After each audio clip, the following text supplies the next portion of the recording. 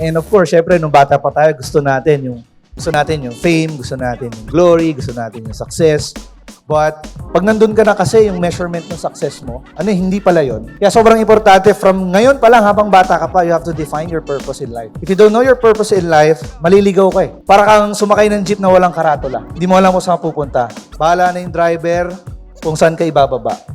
So, sobrang dangerous kapag yung intention mo sa buhay, yung purpose mo sa buhay, hindi mo alam ngayon pa lang. And I know for sure, syempre, mga estudyante yan, nag-aaral na kayo.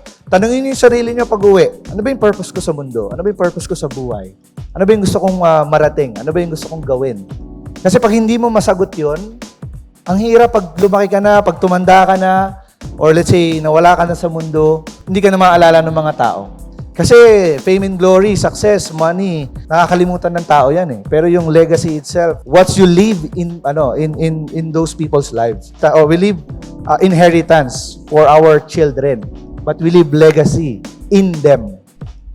So for our children, pero yung legacy in them, kung ano yung ipapasa nila next generation. So I think that's yung pinaka-importanting question na kailangan nilang sagutin tonight bago sila matulog.